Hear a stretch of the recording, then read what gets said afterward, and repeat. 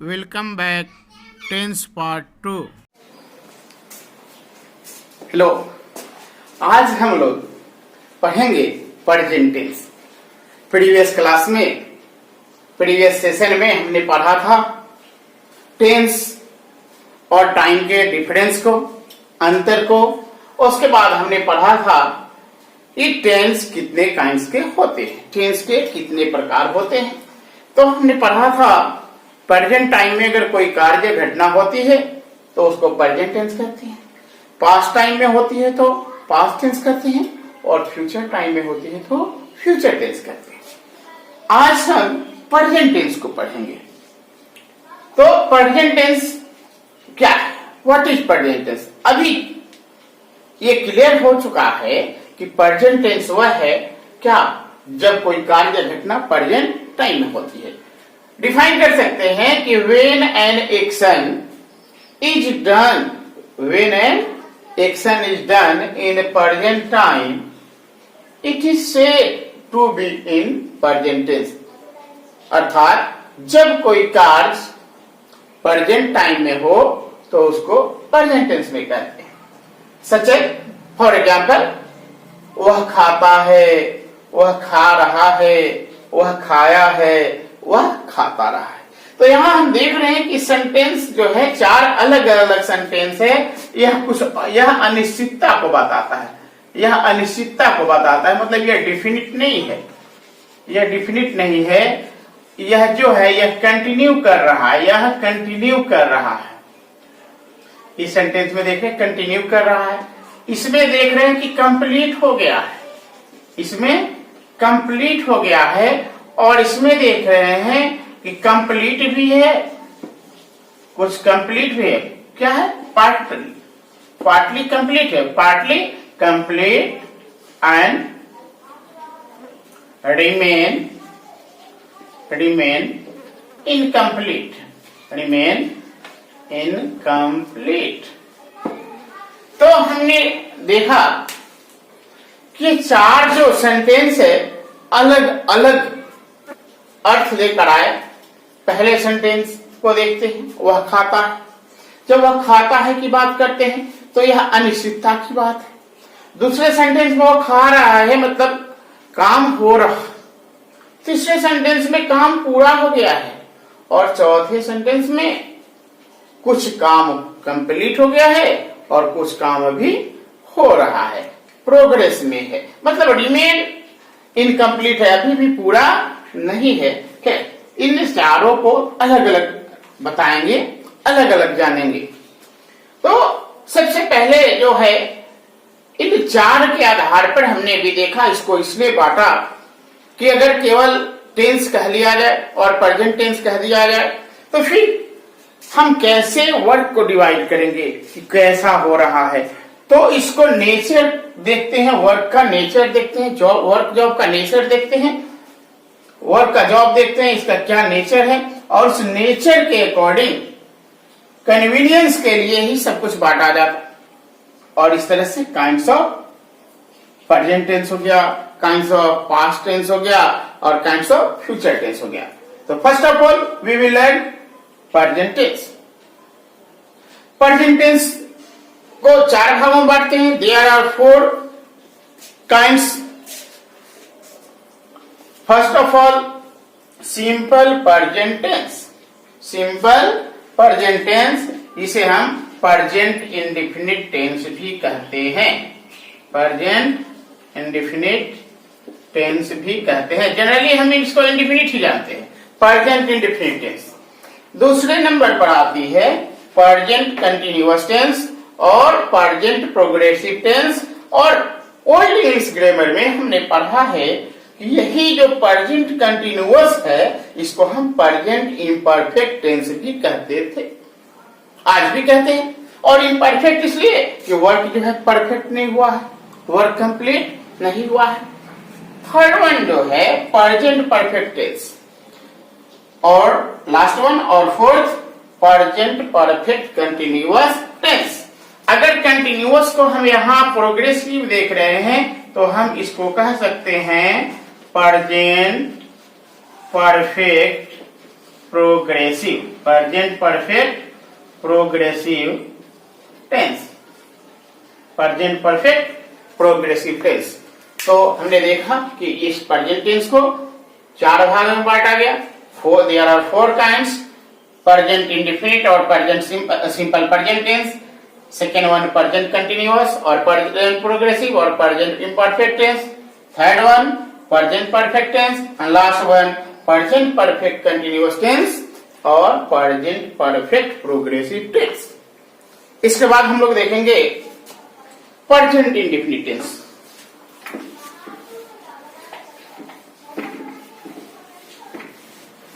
First kinds में हमने देखा कि इसका प्रेजेंट इंडेफिनिट आया, प्रेजेंट इंडेफिनिट आया। अब समझते हैं कि आखिर यह प्रेजेंट इंडेफिनिट है क्यों, और इसका नाम प्रेजेंट इंडेफिनिट क्यों है, आखिर इंडेफिनिट का मतलब क्या होता है। तो सबसे पहले हमने देखा present indefinite, present indefinite tense, present indefinite tense. सबसे पहले हम डिफाइन करेंगे इंडेफिनिट को। ये 3 भागों में है, पहला प्रेजेंट, दूसरा इंडेफिनिट और तीसरा टेंस। जैसे अगर हम पालक पनीर की बात करें, सब्जी वेजिटेबल रेसिपी है, तो मीन्स क्लियर हो जाता है कि उसमें पालक भी होंगे और पनीर भी होंगे। चिकन पकौड़ा की बात करें, मतलब पकौड़ा किसका होगा, चिकन का बना होगा। तो उसी तरह से अगर हम प्रेजेंट इंडेफिनिट की बात करते हैं तो मतलब कि प्रेजेंट टाइम में इंडेफिनिट को बताएगी, प्रेजेंट की अनिश्चितता को बताती है। पहले डिफाइन कर लेते हैं, when verb of a sentence, when verb of a sentence denotes what denotes an action or event, an action or event is done, an action or event in done in present time, in present time means क्या है कि जब कोई कार्य या घटना present time में हो। इसमें क्या अलग है, सब तो प्रेजेंट में ही होगा, लेकिन ये अंतर है, इसके बाद का जो टर्म आता है क्या है, but degree of completeness, degree of completeness, degree of completeness और incompleteness, incompleteness is not clear, is not clear or defined, not defined. It is called what? Present indefinite tense. It is called present indefinite tense. फिर से एक बार clear करते हैं इसको कि जब कोई कार्य या घटना प्रेजेंट टाइम में हो, लेकिन डिग्री ऑफ कंप्लीटनेस और इनकम्प्लीटनेस, मतलब उस काम के पूरा होने का या नहीं होने का निश्चित बोध नहीं हो, वह स्पष्ट नहीं हो, नॉट क्लियर, स्पष्ट नहीं हो कि काम हुआ या नहीं हुआ, then it is called present indefinite tense. तो इस कंडीशन में वह जो सेंटेंस होगा उसको प्रेजेंट इंडेफिनिट टेंस में कहते हैं। फॉर एग्जाम्पल सच एज वह 10 बजे आता है, 10 बजे आता है। अब इसमें अनिश्चितता क्या है, आप तो कहोगे कि ये तो सर 10 बजे है, 10 बजे तो क्लियर है कि हाँ वह 10 बजे आता है। इसके लिए एक उदाहरण लेते हैं। मान लीजिए आपसे किसी का झगड़ा हो जाता है और आप चाहते हैं कि आप सीखकर उसको लेसन सिखा दे, मैंने में आया, okay okay I will teach you a lesson, ठीक है मैं तुम्हें मजा चखाऊंगा। आप अपने कुछ मित्रों के साथ हो लेते हैं, आप छिप जाते हो, यू आर हाइड, और दूसरे जो आपके मित्र हैं उनको बताते हो कि वह 10 बजे आता है। कितने बजे आता है जी? 10 बजे आता है। आपके फ्रेंड्स 10 बजने से पहले ही आ जाते हैं, छिप जाते हैं और उसके आने का इंतजार करते हैं, इसलिए कि जब वह आए तो उसकी पिटाई कर सके, उसको मजा चखा सके। लेकिन वह पूरा समय बीतने के बाद भी नहीं आता है, तो आपका मित्र पूछता है, उसका मित्र पूछता है कि अरे वो नहीं आया, 10 तो बज गए कब के। आपकी क्या प्रतिक्रिया होती है कि आता तो है लेकिन नहीं आया। यही अनिश्चितता, क्योंकि प्रेजेंट टाइम में है, यही अनिश्चितता प्रेजेंट टाइम में है, इसलिए उसको हम प्रेजेंट इंडेफिनिट टेंस कहते हैं। अगर इसी बात को हम कहते कि मैं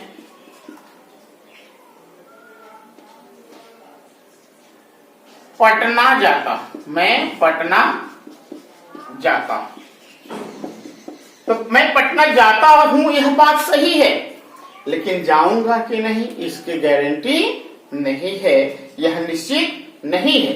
तो अगर हम इंडेफिनिट की बात करें, अगर इंडेफिनिट की बात करें, कौन सी बात करते हैं? इंडेफिनिट की बात करते हैं, सेंटेंस तो बनता ही रहेगा। कंसेप्ट को क्लियर करना जरूरी है, क्योंकि पहले ही बोला था कि एक बार अगर इसको सही तरीके से पढ़ लिया तो फिर दोबारा टेंस का टेंशन नहीं रहेगा। तो इंडेफिनिट क्या है? अगर इंडेफिनिट की बात करें तो हम कह सकते हैं ना कि वन, हु और which, one which is not definite,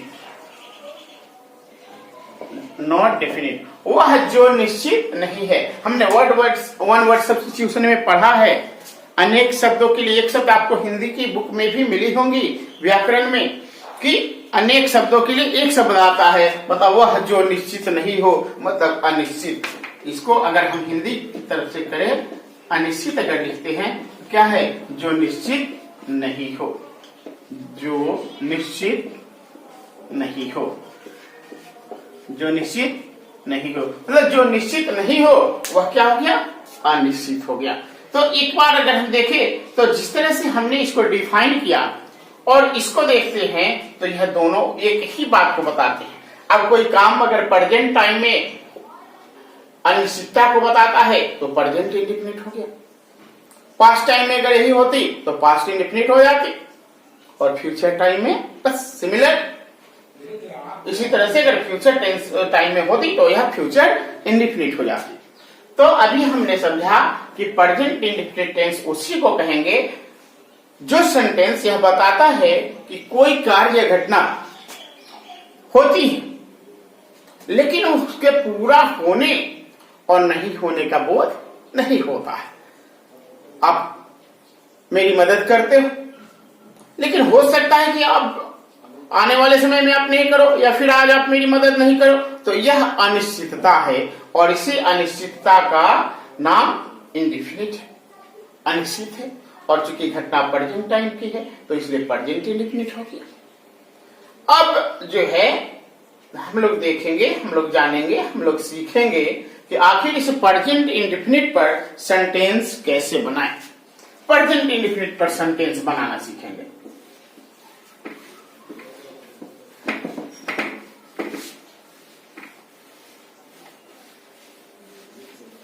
subject verb agreement पढ़े होंगे। सब्जेक्ट वर्ब एग्रीमेंट का रूल है कि अगर सिंगुलर हो सब्जेक्ट, अगर सब्जेक्ट क्या हो?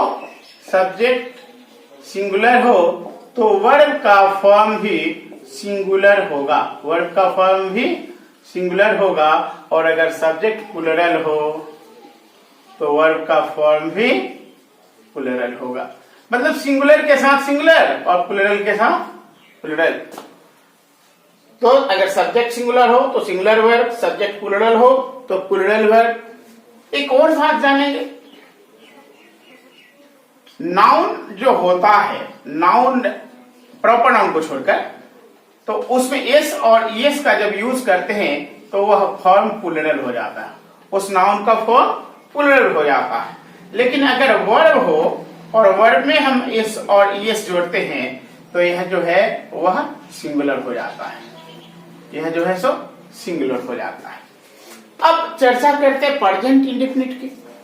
तो प्रेजेंट इंडेफिनिट में अगर हम अफर्मेटिव की बात करें, अफर्मेटिव सेंटेंस की बात करें, तो इसके लिए सबसे पहले सब्जेक्ट, फिर V1 और V5 और ऑब्जेक्ट। अब ये V1 क्या है?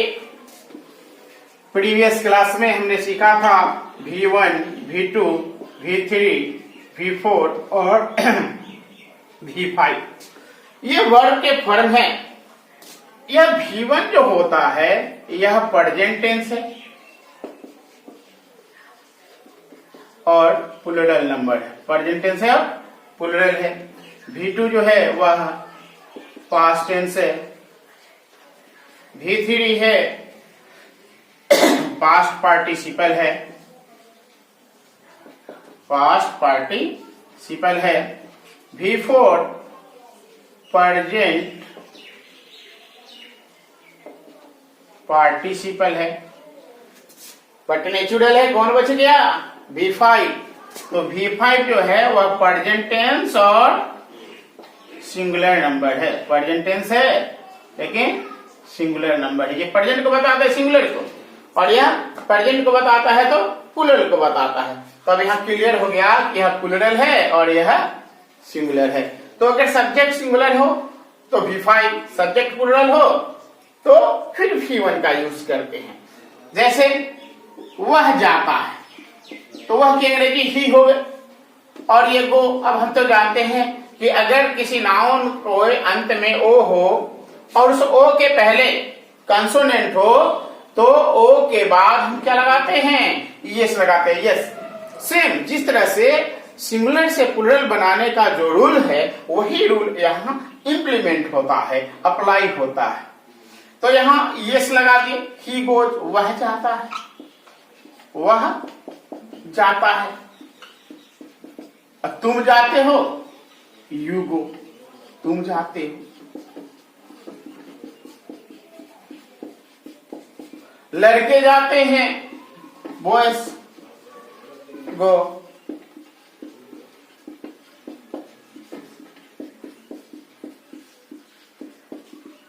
तो इस तरह से हमने देखा कि चाहे वह सिंगुलर हो तो हम V5, और अगर प्लूरल हो तो हम वहां V1 लगाते। थोड़ी सी एक्सेप्शन यहां जो है, एक्सेप्शन यही है कि I के साथ भी हमें V1 लगाना है, I के साथ V1 लगाना है। बाकी तो सिंगुलर और प्लूरल आपको खुद क्लियर है कि क्या करना है। एक अफर्मेटिव के बाद जो है इसका नेक्स्ट होता है निगेटिव। क्या होता है जी? Negative sentence. निगेटिव सेंटेंस में सब्जेक्ट प्लस डू और does plus not plus V1 और प्लस ऑब्जेक्ट। अब ये डू और डज क्या है? ये V1 और ये V5, V1 और V5। तो अगर यहाँ वर्ब का फर्स्ट फॉर्म आ गया या कोई फिफ्थ फॉर्म आ गया, अब अगर आप यहां से देखो और फिर यहां देखो तो देखिए ये हो गया सब्जेक्ट प्लस V1 V5 और फिर से सब्जेक्ट प्लस V1 V5, इसलिए यह V1 ही होता है।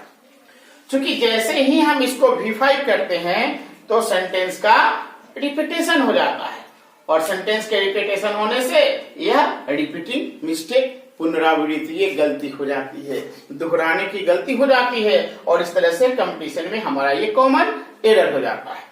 अब इस पर सेंटेंस बनाते हैं। ही गोज, अगर इसका हम निगेटिव करते हैं तो ही डज नॉट गो। इसको हम ऐसे भी देख सकते हैं, ही डजन, कंक्रेशन करते हैं, ही डजन गो। दूसरी सेंटेंस है you go, you do not go. इसको हम कर सकते हैं you don't go, you don't go.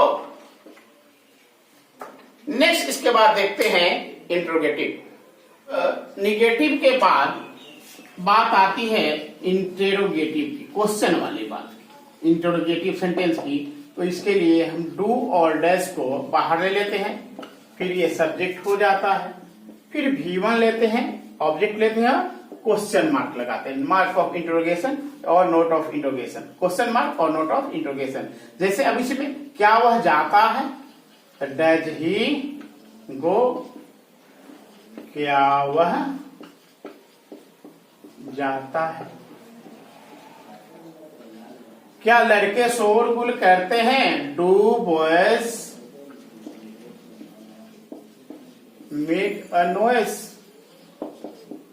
Next, अगर इंट्रोगेटिव के बाद फिर नेगेटिव की बात भी करते हैं, इंट्रोगेटिव भी हो और नेगेटिव भी हो, तो यहां डू और डज, फिर इसके साथ सब्जेक्ट और फिर ये नॉट। इसको अगर हम चेंज करना चाहें तो डू के साथ कंकरेशन करेंगे जब नॉट का तो डोंट होगा, और डज के साथ करेंगे तो डजन हो जाएगा, फिर यहां सब्जेक्ट आ जाएगी और फिर V1 ऑब्जेक्ट और क्वेश्चन मार्क। फिर लेते क्या वह नहीं जाता है, डजन ही गो, और डज ही नॉट गो। इसके बाद हम देखेंगे sentence with question word, sentence with question word, sentence with question word. Sentence with question word में यह जो सेंटेंस तो भले ही इंट्रोगेटिव हो, लेकिन सेंस इसका अफर्मेटिव होगा, सेंस इसका अफर्मेटिव होगा, तो इसमें हम क्वेश्चन वर्ड लेते हैं, क्वेश्चन वर्ड लेते हैं, प्लस अब इधर डू या डज लेते हैं, फिर सब्जेक्ट लेते हैं, फिर V1 और ऑब्जेक्ट लेकर क्वेश्चन मार्क लगाते हैं। जैसे वह क्यों जाता है, वाई डज ही गो। और जब इसी का हम निगेटिव सेंस करते हैं, इसी का निगेटिव सेंस करते हैं, तो ये हो गया क्वेश्चन वर्ड प्लस डू और does plus subject plus note plus V1 plus object plus question mark, फिर वही why does he not go. फिर चर्चा करते हैं सेंटेंस विथ क्वेश्चन वर्ड के बाद सेंटेंस विथ इंट्रोगेटिव प्रोनाउन की। अभी इसमें बहुत सारे हैं, इसमें लगभग 2-3 पार्ट लगते हैं, 5 पार्ट भी हो सकते हैं, 5 पार्ट भी हो सकते हैं इसके प्रेजेंट इंडिफिनिट को समझने के लिए, और यह कंपटीशन के लिए बहुत जरूरत है। तो हम सभी पार्ट को देखते रहे तो हमारी यह जो प्रॉब्लम है यह सॉल्व हो जाएगी। सेंटेंस विथ इंट्रोगेटिव प्रोनाउन, आपने मेरा प्रोनाउन पढ़ा होगा, जो हमने इसके पहले प्रीवियस वीडियो प्रोनाउन का पढ़ा है, उसमें जो इंट्रोगेटिव प्रोनाउन है उसमें से आपको पढ़ना होगा। नहीं पढ़ा है तो आप चैनल में जाकर उस वीडियो को देख लेंगे इंट्रोगेटिव प्रोनाउन को। तो इसमें हु हो गया, व्हाट हो गया, इसका मोस्टली यूज करते हैं, ऐसे तो यूज बहुत का कर सकते हैं, तो हु और व्हाट का यूज देखेंगे। तो इसके लिए अफर्मेटिव सेंस, जैसे नीचे अभी अफर्मेटिव सेंस पढ़े उसकी तरह इसमें भी अफर्मेटिव सेंस की बात करते हैं। तो यहाँ इंट्रोगेटिव प्रोनाउन आ गया, इंट्रोगेटिव प्रोनाउन, हाँ इंट्रोगेटिव प्रोनाउन, इसमें हु हो, व्हाट हो। तो इस इंट्रोगेटिव प्रोनाउन के बाद डायरेक्टली हम V5 लेते हैं और फिर ऑब्जेक्ट लेकर क्वेश्चन मार्क लगा देते हैं या नोट ऑफ इंट्रोगेशन लगाते हैं। जैसे कौन आता है, हु कम्स, कौन आता है, कौन आता है। दूसरी बात करते हैं, कौन पढ़ाता है, कौन पढ़ाता है, हु टीच। आप ऑब्जेक्ट भी चाहो तो लगा सकते हो, हु टीच यू, तुम्हें कौन पढ़ाता है। इसके बाद भी जोड़ सकते हैं, हु टीच यू इंग्लिश, तुम्हें अंग्रेजी कौन पढ़ाता है। तो यहां क्या आ गया, तुम्हें कौन पढ़ाता है, तुम्हें कौन पढ़ाता है। नेक्स्ट, अगर हम इसको व्हाट की बात करते हैं केमिस्ट्री में बहुत टाइम आप पढ़े होंगे, केमिकल रिएक्शन जब करते हो तो व्हाट हैपेंस आपको आता होगा। व्हाट हैपेंस, क्या होता है, क्या होता है, क्या होता है। जब कुछ केमिकल रिएक्शन की बात करते हैं व्हाट हैपेंस, तो इसी तरह से देखते हैं ये अफर्मेटिव सेंस हो गया। और द सेम वे इसी तरह से जब हम इसको निगेटिव सेंस बनाते हैं, निगेटिव सेंस बनाते हैं, निगेटिव सेंस बनाते हैं, तो ये हो जाता है interrogative pronoun plus does plus not. तो आप इसको ऐसे भी लिख सकते हैं, डजन, डजन, डज और नॉट का कंकरेशन कर दिए तो डजन हो गया। और फिर ये वर्ब का फर्स्ट फॉर्म और कोई ऑब्जेक्ट और अदर वर्ड हो तो फिर क्वेश्चन मार्क। अब इसी सेंटेंस को लेते हैं who doesn't comes, who doesn't come, not comes, क्योंकि डज तो यहां आ गया V5, तो हु डजन कम, कौन नहीं आता है, कौन नहीं आता है। तो इस तरह से हमने देखा कि सबसे पहले हम अफर्मेटिव पढ़े, उसके बाद नेगेटिव पढ़े, उसके बाद इंट्रोगेटिव पढ़े, फिर इंट्रोगेटिव नेगेटिव पढ़े, फिर सेंटेंस विद क्वेश्चन वर्ड में अफर्मेटिव और नेगेटिव पढ़े, और फिर इंट्रोगेटिव प्रोनाउन में अफर्मेटिव और नेगेटिव पढ़े। इस तरह से अगर आप उसको सीरियल करोगे तो ये 8 हो गया, 1 to 8। अभी इसका जो बाकी का एप्लीकेशन है, इसके बेस्ड सेंटेंस है, बेस्ड स्ट्रक्चर जो है इसके प्रेजेंट इंडेफिनिट का भी हमने बताया कि ये हर सभी चीजों में बहुत जरूरत है, चाहे वह कंपटीशन के लिए हो, बोलने के लिए हो, लिखने के लिए हो, इसको बहुत बेहतर तरीके से पढ़ना पड़ता है। और इसके 2-3 पार्ट आपको प्रेजेंट इंडेफिनिट का पढ़ना होगा कंप्लीट करने के लिए। तो इसके लिए आप चैनल को सब्सक्राइब कीजिए अगर नहीं की है तो, फिर बेल आइकॉन दबाइए, इसलिए कि जैसे ही मैं वीडियो अपलोड करूं आपको नोटिफाई हो जाए। Thank you.